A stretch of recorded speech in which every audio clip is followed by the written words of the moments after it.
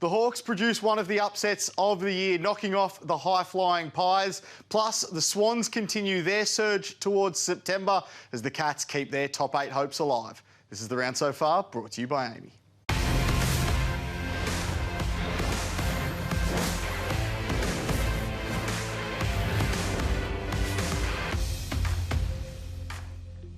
This is The Round So Far, brought to you by Amy. I'm Riley Beveridge. This is Kane Cornes. Kane, we're into the home stretch. Our big story tonight, we find that at the MCG, where Hawthorn made it back-to-back losses for Collingwood. How about this? What a game of football it was. The thing I loved about it for the young Hawthorn side is the finals-like atmosphere and the finals-like contest that they got. And didn't they destroy the Magpies out of the middle of the ground? 18-3 from the centre bounce. They kicked 3 goals to none out of centre bounce. And what a turnaround it was. Yeah. Last week we saw Sam Mitchell losing his mind at quarter time after the Saints kicked 5 centre bounce goals to none in the first quarter alone. So for them to be able to address that in the game and turn it around in-game last week against the Saints, train it and come up against the best team in the league and do this out of the middle of the ground, I thought it was a significant tick for a young group. It certainly was. They had so many contributors across the park. Arguably their best player, though, Hawthorn, was a man that had just 6 disposals. That was Finn McGuinness. He had the job on Nick Dacos, kept him to a career-low 5 touches. It's just the 3rd time he's had fewer than 20 disposals in a game. We need more like it. I can't believe we have 44 spots on an AFL list and Hawthorn are really the only team with a dedicated tagger. You must get one or develop one because you need one at some stage. Now, it's not every week, but he's shown now the importance of this. So Dacos had to go forward. He went to full forward. Yes, he had that moment there, got a nasty knock, and will need to get his knee assessed. But when you've got Dacos going to full forward at the start of the 3rd quarter, you know you've disrupted the opposition and their best player. So he's had 5 touches, gets this free kick. So 2 of his touches were from pretty cheap free kicks. 1 was from a kick out. Hats off Finn McGuinness because people were saying through 3 quarters of this season, this man's untaggable. Well, that's rubbish. And more teams should try and do the same. I found it strange that when he was held to, I think it was 3 touches late in the 3rd quarter, they chose to move him to full forward as opposed to half back, where he won so much of the footy last year and was really freed up across the ground in 2022. One man who did play across half back and was our Saturday star was Hawthorn skipper James Sicily. He was fantastic yet again. 37 disposals and 19 marks, Kane. They let him do as he pleased. Now, when he's getting the ball in the front half of the ground, as you're going to see here, so he'll start back and then he's so smart, he'll just drift up the ground and Collingwood allow him to do this. So turn 1 possession into 2, turn 2 into 3 and then kick the ball inside forward 50. So his ability to use the ball, I think that's what separates him from the other really good interceptors in the game. Tom Stewart's a terrific kick from Geelong, but the others, they're a bit wobbly by foot. This man isn't. So they've just allowed him to turn 1 into 3, goal assist there. And the numbers that he had, as you said, 37, he had 11 intercepts, but he also had 3 goal assists. What's he doing having 3 goal assists? So, yeah, we saw how much time St Kilda put into James Sicily last week after he got a hold of them earlier on in the year. Collingwood gave him no respect. And there was just a little bit of arrogance about the way that Collingwood went about it today. I didn't think they helped Nick Dacos anywhere near enough. And they knew that tag was coming days out. I mean, that was obvious. And they allowed James Sicily to do as he pleased. So Collingwood's system is all about sticking to their own system. Today, that backfired. An interesting couple of weeks coming up for the Pies with Geelong and Brisbane in the next fortnight. It was a really strange day for Sicily's opposite number, Darcy Moore. It's been a strange fortnight for him. He had 6 kicked on him last week against Charlie Curnow.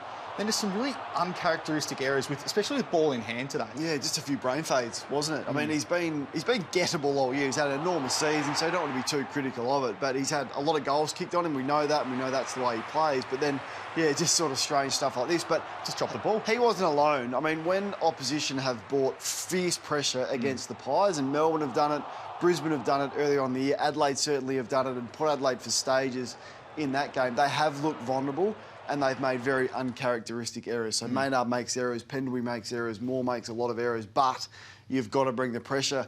I just wonder whether there is now evidence of a blueprint on how to beat the Pies. Stop them intercepting the ball in their defensive half, guard the corridor, and Hawthorn did that extremely well. Match them in the midfield so you can give your forwards an opportunity because their defenders are vulnerable and bring that pressure, bring that ferocious pressure, because that will keep you in the game. Let's head to GMHBA Stadium now, where Geelong kept its slim finals chances alive. It wasn't pretty. It was a hard-fought game. They fell 8 points down in the last term, but they just did enough. Yeah, they did do enough. They moved the ball with real speed, so there was a real intent for them to handball and move the ball quickly out of their back half, and they got Port Adelaide early. It was a high-scoring affair early on in the game, but I thought their key players came to play in the last quarter, so Myers was huge for the whole of the game and has had a big year.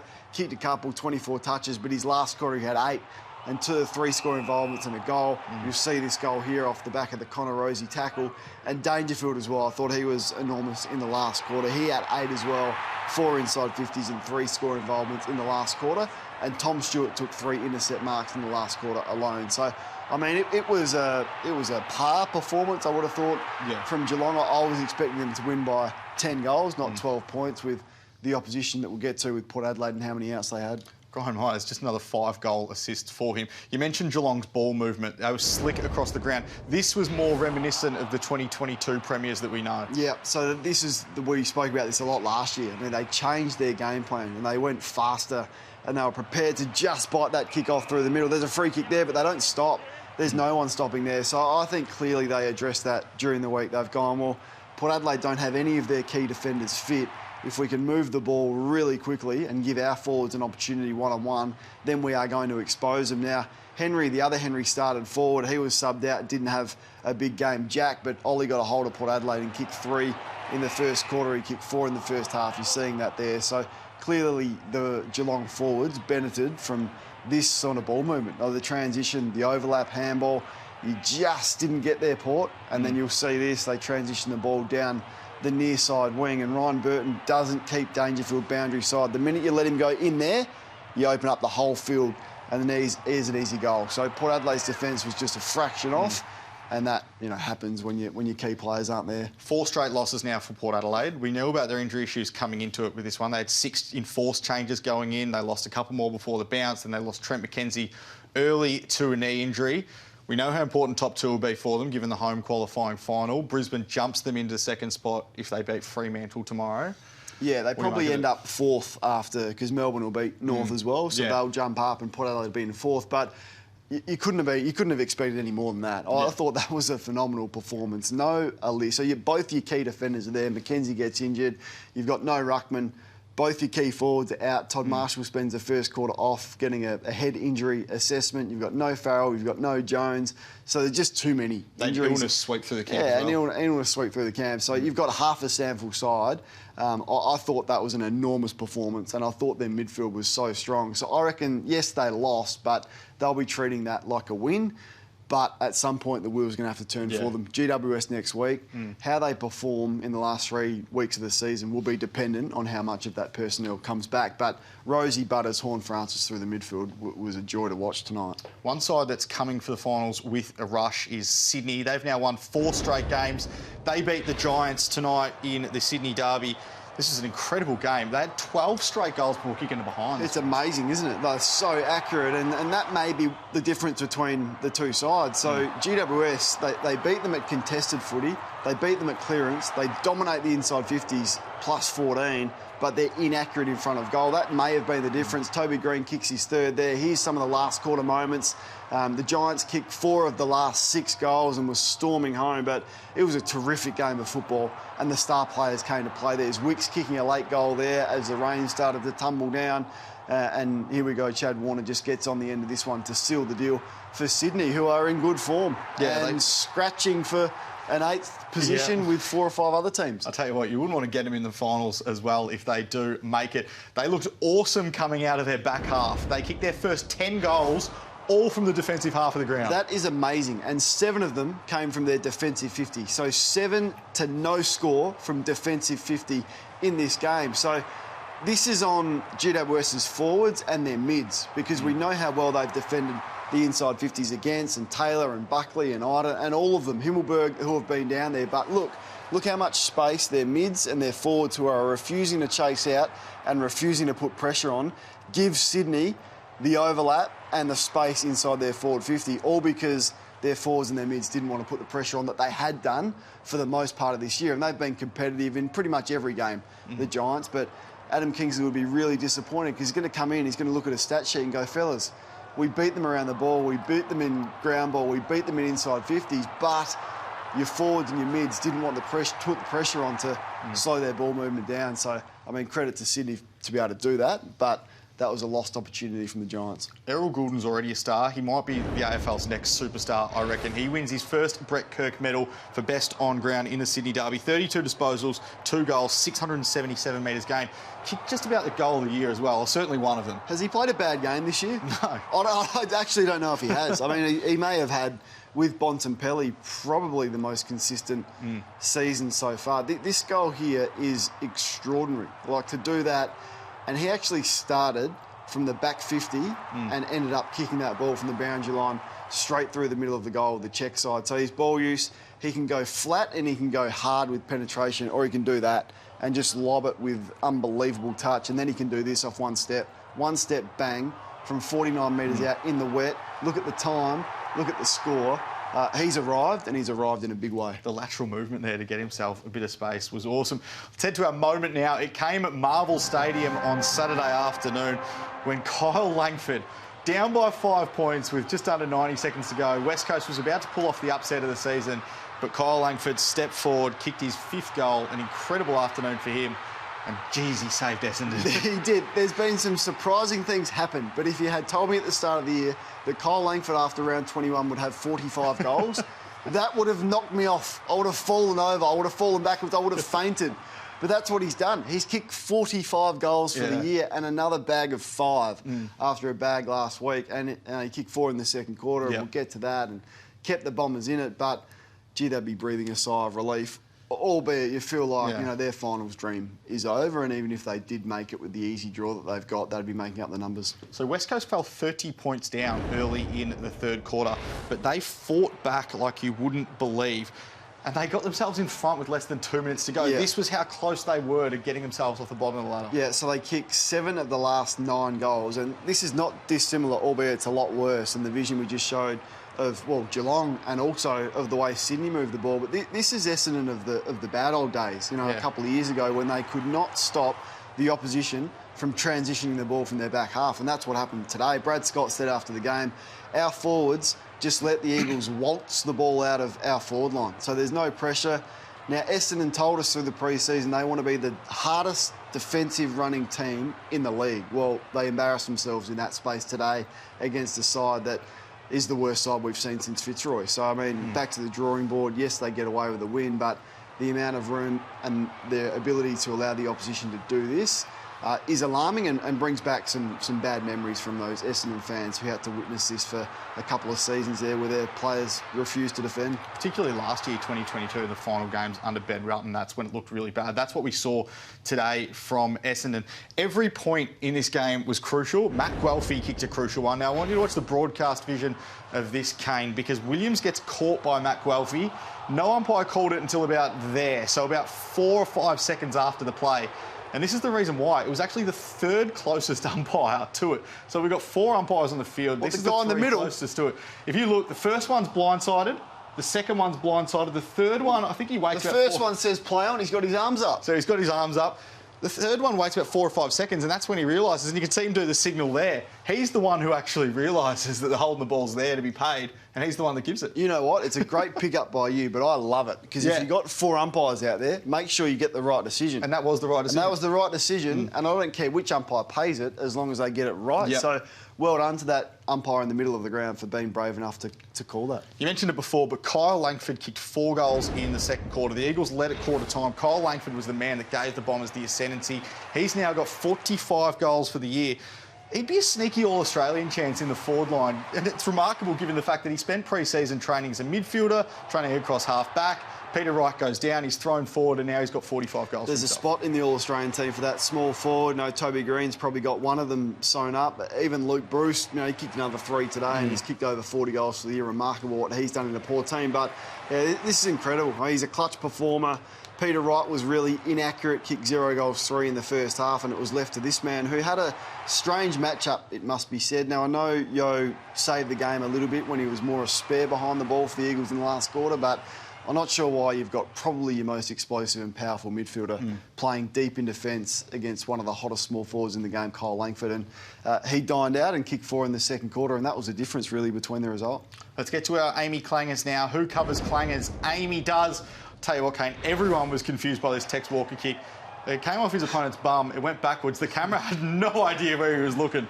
It was crazy. Now, this was Chad Wingard. He's a basketballer. Yeah, I'm not sure he can He get away loves with his that. basketball. You can't get away with this. Luke Parker holding the trophy foot in the Sydney Derby and just falls off. Just a bit of a break in the trophy there. Yeah, no, that one broke down. And then this goal here, poor old Caleb Poulter. This comes off the leg of Ross, hits the behind post out on the full. Poulter's right there, and West comes through the right footer and steals his free kick and kicks a goal. So I think Riley West owes Caleb Poulter a coffee this week. He certainly does. Might even be a bit more than that. Let's stay at Marvel Stadium now. Friday night footy, where the Western Bulldogs got this one done against Richmond in the opening term. They kicked 9 goals, 3 in the first quarter alone. Game over at quarter time. In fact, game over halfway through the first quarter, which is really disappointing for the Tigers. I thought they looked slow, but let's focus on the Dogs for a while. When they play like this, they are the most watchable team in the league. They have guns everywhere. Guns across every line. Look at their forward line. It is absolutely stacked. Waitman will kick this. He's a star. We know Norton's a star. We know Hugo Hagen's a star, and we'll get to him. Lob was back into the side. But look at this. Look at him just brush off broad there like he's a rag doll. This guy is a serious footballer. He's been our man for well over 12 months now, and he's had a full-on breakout season. But the Dogs were electric and they made Richmond look pedestrian. But it's all about this man and his record at Marvel. It certainly is. So this is his highest goal tallies of the year. You can see he's kicked multiple goals in 8 games. 7 of them have been at Marvel. I love him. I reckon he's going to be a genuine A-grader. I reckon the next thing he needs to do is start kicking goals elsewhere, though, because 21 games, he's kicked 21 games, 39 goals at Marvel, 17 everywhere else. And the accuracy as well, everywhere else, 17-32. He loves it under the roof. Now, he's going to play a lot of footy under the roof, so you want to keep that strength. But you're right, when he's not there, he needs to play with the same energy. But I mean, he's into his 3rd year. Yeah, it's crazy. It's remarkable what he's done, and Western Bulldogs fans should be absolutely excited about the next 12 years with that man. He's going to be a fantastic player. One man who already is a fantastic player is Marcus Bontempelli. Now, Richmond's interim coach, Andrew McWalter, saying before the game that he wouldn't tag Bontempelli, but I think he'd still be disappointed with the lack of pressure and physical pressure that Richmond put on Bontempelli throughout the whole night. Well, he shouldn't sleep himself for allowing him to do this and not having a tag. We saw what Callum Ward did to him after quarter time the week before, kept him to 13 after Bont had 14 in the first quarter alone, and this was the space they gave him. So, Tim Taranto, you're not Marcus Bontempelli. Go and sacrifice your game for a second and put away the hottest midfielder in the league right now. Graham just lets him go. That's too much space for a player like this. Taranto's ball watching. Okay, you're ball watching. Marcus Bontempelli will make you pay. Then he goes forward and Pickett tries to find some body here and he gets embarrassed. So he has done it all this year. But yeah, I think if you're looking at the next Richmond coach and you're selecting them, you're having a question as to why Andrew McWalter wouldn't have put a tag on Marcus Bontempelli here, and how disappointing it was for his midfielders not to sacrifice their game just for a brief minute because he made them look silly on Friday night. Richmond at Marvel has been an ongoing thing since Damien Hardwick in 2021 said that they didn't like playing there, the Tigers. This is the 7 games since he made that comment in 2021. 6 losses, 1 draw, no wins. So not only has he left 9 games in and he's got a contract for next year, he's left them with the Marvel curse. You thought the curse would go when he went, but it hasn't, and it stuck around. But I think what it does highlight is just their lack of leg speed through the midfield. I've said that a couple of times, but geez, there's a lot of plotters through that midfield. They win a lot of the footy, they're tough and they get a lot of tackles, but the Western Bulldogs' quick hands and quick feet really expose them through the midfield again. Just a quick one. I want to ask you about Jacob Hopper. He was subbed out early in this game with concussion. You reckon there's something they can do around that, though, in terms of when they go off for their HRA Yeah, well, I test? just think the doctors are going to be so paranoid by it and so edgy, and I understand the reasons why. But as soon as a player comes off for a head injury assessment, you should be able to activate your sub. Yeah, even temporarily, and they can come back 100%. And then if he comes back on like Todd Marshall, so Todd Marshall has a head injury assessment, comes back on after quarter time. For that moment, he's off. Get your sub on, and I think you're probably going to need more than one sub because The AFL, the club doctors are going to be so paranoid about it that any head knock is going to need an assessment. The team shouldn't be penalised. Inject your sub, and then you don't lose a player for 20 minutes. Something they did in the Premier League in soccer as well. They introduced a concussion sub only that you can bring on if there is a concussion. Doesn't count towards your normal alteration, so maybe something to consider going forward. Let's head to the Adelaide Oval now, where the Crows did enough to beat the Suns. This was a fierce contest. There were 171 tackles laid. Adelaide laid 90 of them. Yeah, I want to get to their tackling shortly, but it was the first quarter onslaught that the Crows they kicked 5 goals to none in the first quarter. That's the difference for the game. Adelaide kicked 8 goals after quarter time.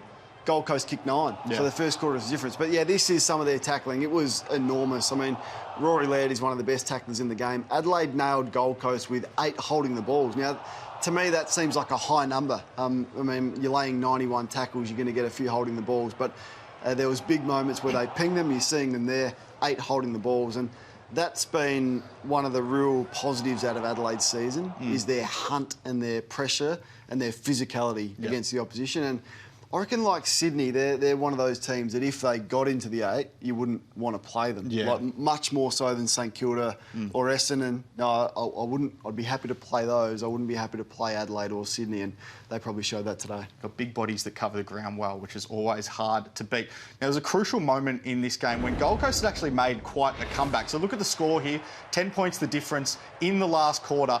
We'll stop it around here because you'll see how many Gold Coast players are around the ball.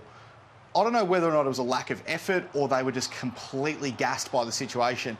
But look how many Adelaide players run past them and keep running when they're so slow to get back. This leads to a crucial Shane McAdam goal. A breakdown in structure. It was like bees to the honeypot, wasn't it? They all got sucked in, and Adelaide was smart enough to go, hang on, we don't need all of our guys. We'll trust our 2 or 3 to win it inside, and then we'll spread as soon as we did win it, and they did. And you can see here, look at the numbers, look at the orange Guernsey through the middle of the ground. They couldn't run, so lack of structure. Also, you'd think a lack of work rate and a lack of fitness that happens with a young side. But yeah, they were really disappointing today. I mean, they had an interesting week. We took Miller getting suspended late on Thursday, but off the back of the Brisbane win last week and what they did, that was a poor effort. All right, let's get to the ladder now ahead of Sunday's fixtures. As you mentioned, both Brisbane and Melbourne with the opportunity to jump Port Adelaide into second place. Yeah. Plenty of big games, though. St Kilda, can they hold on to their spot in the 8? They face Carlton. That's another big one with top 8 ramifications. Yeah, we'll see. The Blues have got a couple of nasty hamstring injuries. Chera and McGovern won't play, so that favours the Saints with Max King back in.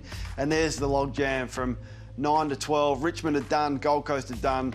Fremantle will play Brisbane tomorrow, but they are done. Hawthorn are playing for pride, and luckily, probably for West Coast, they didn't win that game today. I'm sure they're breathing a sigh of relief because that would have cost them the #1 draft pick. All right, we'll get to the Sunday slate of games, and it starts with North Melbourne against Melbourne down in Tassie. St Kilda takes on Carlton, probably the pick of the bunch with the top 8 ramifications.